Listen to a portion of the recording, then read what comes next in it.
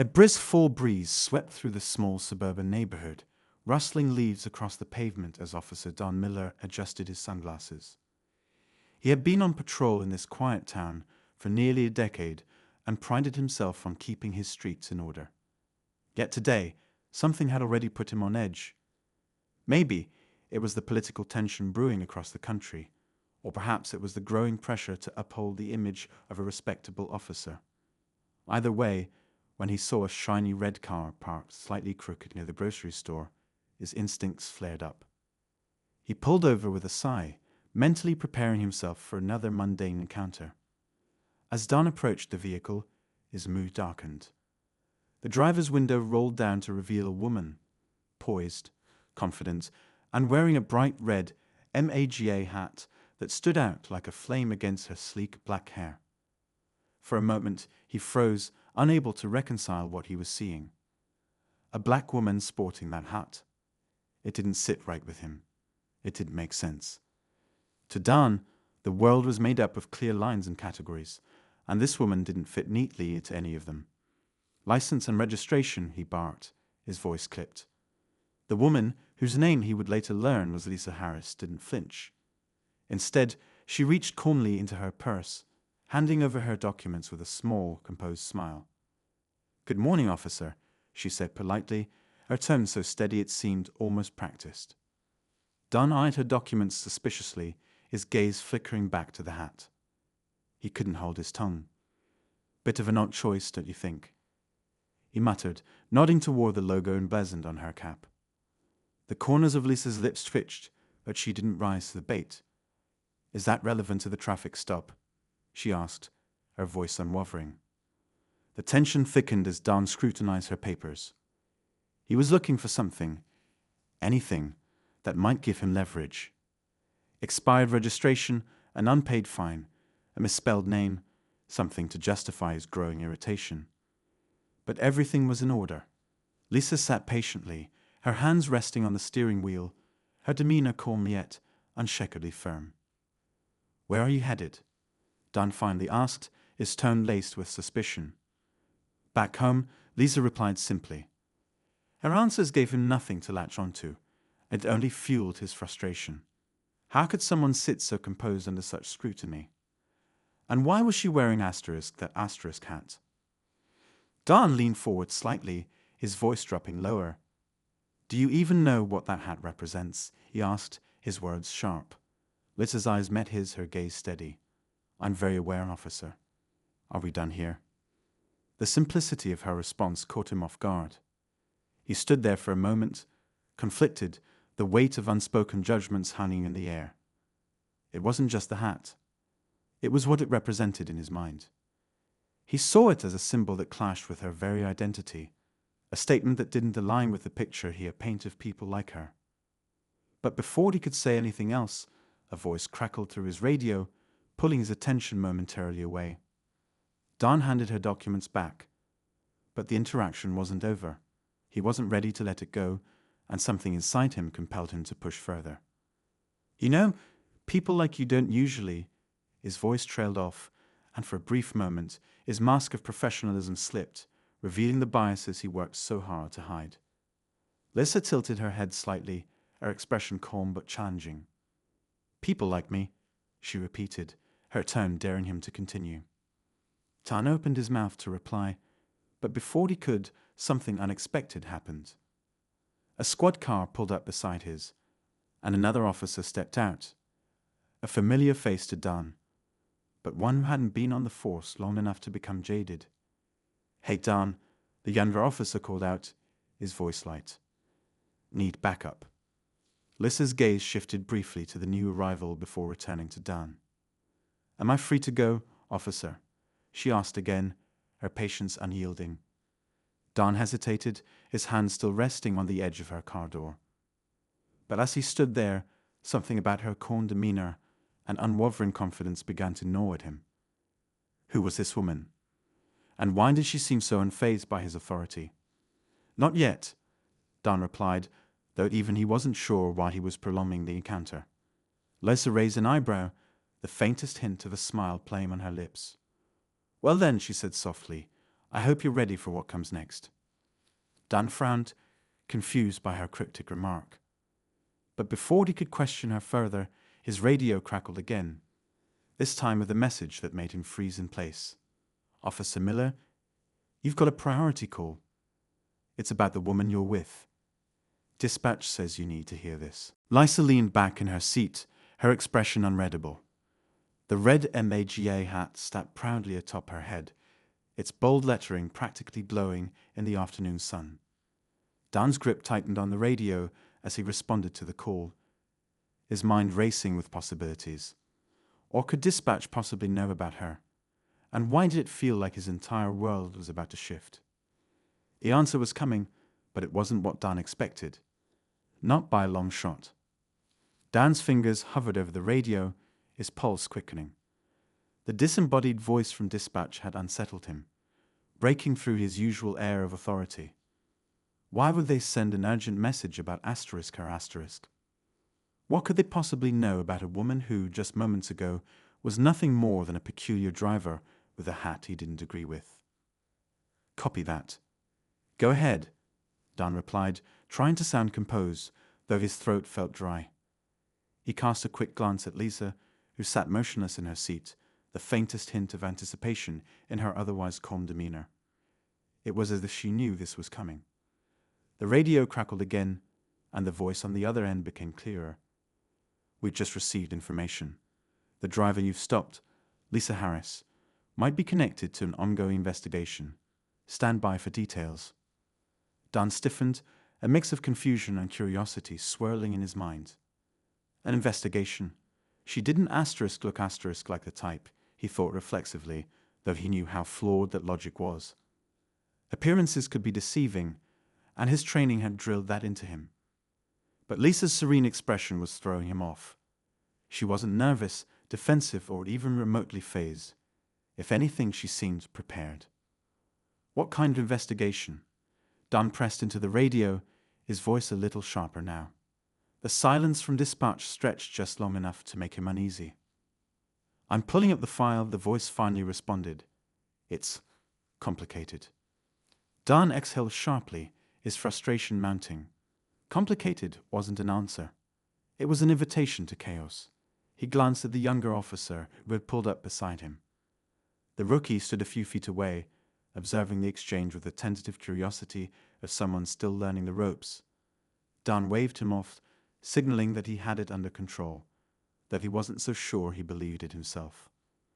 "Ma'am," Dan began, his voice firm, "it seems there's something we need to clarify before I can let you go."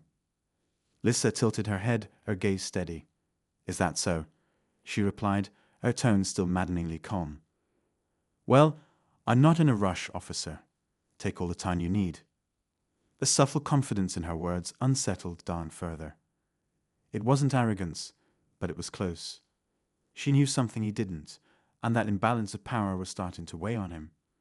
As he waited for more information from Dispatch, Dan decided to probe a little further. "Do you live around here?" he asked, keeping his tone casual but watchful. He noticed her hands remained on the steering wheel, perfectly positioned, as though she had rehearsed this interaction countless times. "I do," Lisa answered simply. "And what do you do for a living?" She smiled faintly, her gaze never wavering. "I work in community outreach. Advocacy, mostly." Dan raised an eyebrow, the pieces not quite fitting together. Advocacy for what? He wondered. He was tempted to ask, but decided against it. Something about her composure told him she wouldn't give him the satisfaction of an easy answer. Before he could press further, the radio crackled to life again. "Officer Miller, I've got some initial details," the voice from Dispatch said, a noticeable tension in their tone. "The driver has no outstanding warrants or criminal history, but her name flagged a report from federal authorities. They're requesting we detain her for questioning." Dan blinked, caught off guard. Federal authorities?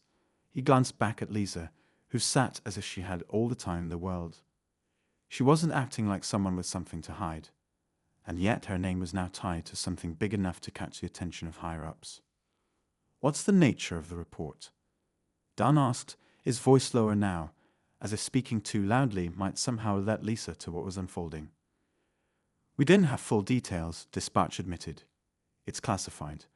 But the instructions are clear. Don't let her leave." Dan frowned, his grip tightening on the radio. Classified. This was above his pay grade, and he knew it. A creeping sense of unease settled over him, but it was too late to back down now. "Understood," Dan replied, though his mind was racing. He approached Lisa's window again, his stance a little more rigid this time. "Miss Harris, I'm going to need you to step out of the vehicle." Lisa's eyes narrowed slightly, her calm demeanor shifting ever so subtly. "Am I under arrest, officer?" she asked, her voice steady but firmer now. Dan hesitated. "Not at this time, but I need to ask you a few more questions, and it's best if we continue this outside the car." Lisa didn't move. "With all due respect, officer, I know my rights. If I'm not being detained or arrested, I'd prefer to stay here." Dan felt a flicker of annoyance. She was right, of course, but that didn't make the situation any easier. "Look," he said, trying to keep his tone measured, "this is for your safety and mine. Let's not make this harder than it needs to be." Lisa studied him for a long moment, her expression unreadable. Then, with deliberate movements, she unbuckled her seatbelt and stepped out of the car. Dan noted how she carried herself, upright, confident, like someone used to standing their ground. She didn't look like someone who could be easily intimidated. As she stood there, the rookie officer approached, clearly curious about what was going on. "Everything okay, Dan?" he asked quietly. "Stay back for now," Dan muttered, not taking his eyes off Lisa. He could feel the weight of the situation pressing down on him. Every instinct told him there was more to this woman than met the eye, but he couldn't piece it together yet. "Is this really necessary?" Lisa asked, her voice cutting through the tension. Her tone wasn't confrontational, but it carried an edge that made Dan feel like he was the one being interrogated. "Like I said, it's just a few questions," Dan replied, though even he wasn't sure what he was looking for anymore. "Why don't you tell me a little more about yourself? Maybe something that will explain why your name came up in our system." Lisa smiled faintly, a smile that didn't quite reach her eyes. "It seems you already know more about me than I do," she said evenly. "Why don't you tell me?" Dan clenched his jaw, the conversation slipping further out of his control. "We can do this the easy way," he began, but Lisa interrupted him. "You mean the way that lets you feel in charge?" she said softly, her gaze sharp. "Officer, I've met men like you before. You think you're digging into my story, but you have no idea what you're standing in the middle of." Dan felt his chest tighten, her words hitting him like a warning he didn't fully understand. Before he could respond, the voice from dispatch crackled through his radio again. "Officer Miller, you're not going to believe this," the voice said, their tone more urgent now. "We just received another update. There's someone on the way to speak with Miss Harris. A federal agent. They'll be there in 10 minutes. Dan's stomach dropped. A federal agent, for a traffic stop that should have been over in 5 minutes. He glanced back at Lisa, who stood with her arms crossed, her expression calm, but undeniably watchful. Whatever this was, it was far bigger than anything he had anticipated. And for the first time in a long time, Dan Miller felt completely out of his depth. Dan could feel the weight of the moment pressing harder now, like a slow, tightening vice around his chest. Lisa Harris wasn't just some driver who'd parked carelessly. She wasn't just a woman wearing an MAGA hat that didn't fit the picture he had in his head. No, she was something else entirely, and the more he tried to figure her out, the more questions piled up with no answers in sight. Lisa stood there, calm and composed, but there was something in her eyes, a quiet confidence that unsettled him. She didn't just know what was happening. She seemed to be waiting for it. And that made Dan uneasy in a way he hadn't felt in years. It wasn't just the authority she didn't flinch at. It was something deeper, like she held all the cards in a game he didn't even know he was playing. The younger officer, still hovering a few feet away, finally broke the silence. "Dan, a federal agent, what's going on?" His voice was low, But the rookie's unease was clear. Don barely glanced at him.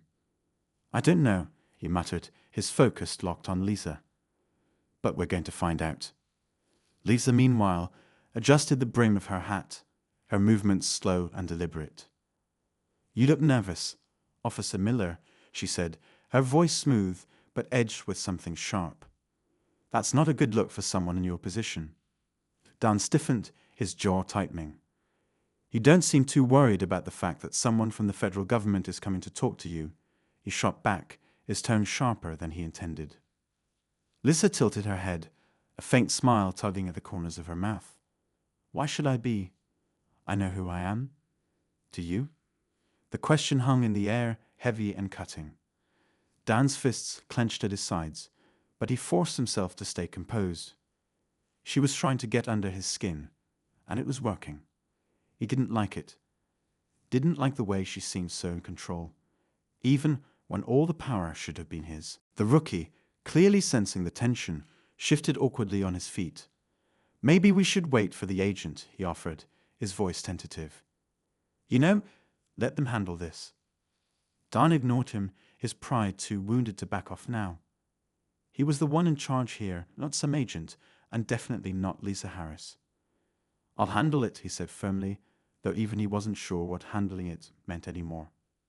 Lisa's eyes flicked toward the rookie for a moment before settling back on Dan. "You might want to listen to him," she said softly. "This is bigger than you think."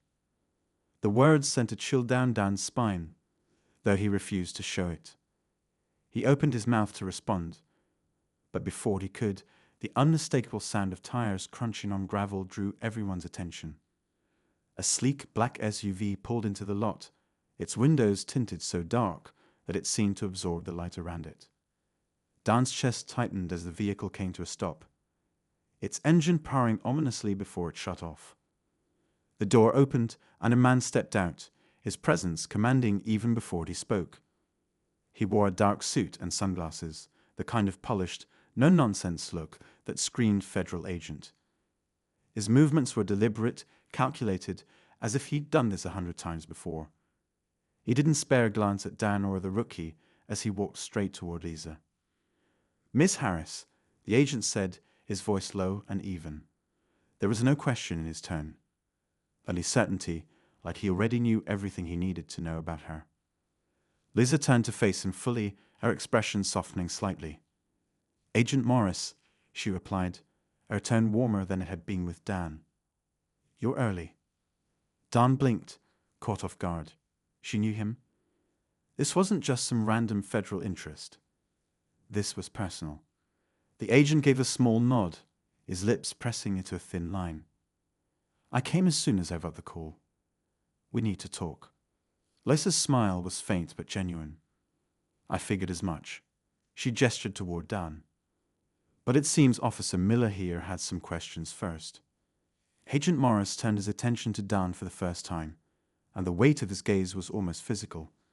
"Officer Miller," he said, his tone polite but firm, "thank you for your assistance. I'll take it from here." Dan bristled. "With all due respect, Agent Morris, I'd like to know what's going on. She's on my watch." Morris studied him for a moment, his expression unreadable. "This is a federal matter, officer. You've done your part." Dan's frustration flared. He wasn't used to being dismissed, especially not in front of someone like Lisa, who seemed to enjoy watching him squirm. "I have a right to know what's happening in my jurisdiction," he pressed. Morris's gaze didn't waver. "Not today, you don't." The words hit like a slap, and Dan felt his face flush with anger. But before he could argue further, Lisa stepped in. "It's fine, Agent Morris," she said calmly. "Let him stay. He's already involved." Morris hesitated, his jaw tightening slightly, but after a moment he nodded. "Fine. But this doesn't leave this parking lot," he said, his tone leaving no room for argument. Dan crossed his arms, trying to regain some semblance of control. "So, what's this about?" he demanded. Morris didn't answer right away. Instead, he reached into his jacket and pulled out a small, leather-bound folder. He opened it, revealing a document with a photo of Lisa clipped to the corner. Don leaned closer, trying to read the text, but Morris snapped the folder shut before he could make anything out. "All you need to know," Morris said, his voice low, "is that Miss Harris is part of an operation that's far above your jurisdiction, and she's not the one under investigation." Don frowned, confused. "Then why all the secrecy? Why detain her?" Morris's gaze flicked to Lisa, and for the first time, Don saw something in the agent's eyes that unsettled him. It wasn't fear, exactly, but it was close. Because people like her tend to attract attention, Morris said carefully. Lisa raised an eyebrow, a faint smirk playing on her lips. "Is that what we're calling it now?" Morris ignored her, his focus still on Dan. "This isn't about a traffic stop, officer. It's about keeping things contained." Dan didn't like the sound of that. Contained from what? Morris didn't answer. Instead, he turned back to Lisa. "We need to leave. Now." Lisa hesitated, her expression unreadable. "And if I say no?" Morris's jaw tightened. "Then we all have a problem." The tension in the air was suffocating. Dan looked between Lisa and Morris, trying to make sense of what was happening. But the more he tried, the more the pieces refused to fit. All he knew was that whatever this was, it was bigger than him, bigger than anything he'd ever dealt with before.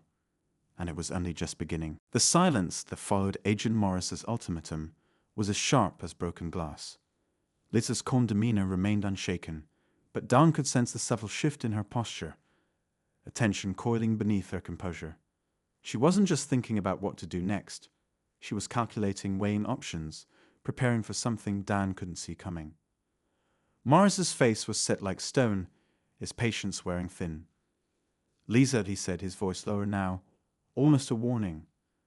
"Don't make this harder than it already is." Lisa looked at him, her eyes narrowing ever so slightly. "Hard for whom, Agent Morris? You, or the people you're trying so hard to protect?" Dan felt like a bystander in a game of chess, the stakes of which he didn't fully understand. He wanted to interject, to assert some kind of authority, but something about the way Morris and Lisa squared off told him to stay silent. This wasn't a battle he was equipped to fight. Morris took a step closer to Lisa, his movements deliberate. "You agreed to the terms. You knew the risks when you got involved. Don't act like you're the only one paying the price." Lisa's lips pressed into a thin line, her composure cracking just enough for a flicker of something, regret, pain, to cross her face. "And you think your terms are fair? That the people you work for care about anything but their own agenda?" Her voice was still calm, but there was an edge to it now, sharp and cutting. Dan's heart pounded in his chest. He didn't know what this was about, but it was clear now that Lisa wasn't just a random person who stumbled into trouble. She was connected to something bigger, something dangerous. And whatever it was, it had Morris on edge in a way that Dan hadn't thought possible. The rookie, who had been silent for far too long, finally spoke up. "Should we call for backup?" he asked, his voice trembling slightly. Morris shot him a look that could freeze fire. "You call anyone, and you'll regret it. This stays between us." The rookie swallowed hard and nodded, his face pale. Dan's jaw clenched. He wasn't used to being sidelined like this, especially not in his own precinct. "You keep talking about risks and terms," he said, his voice steady despite the unease building inside him.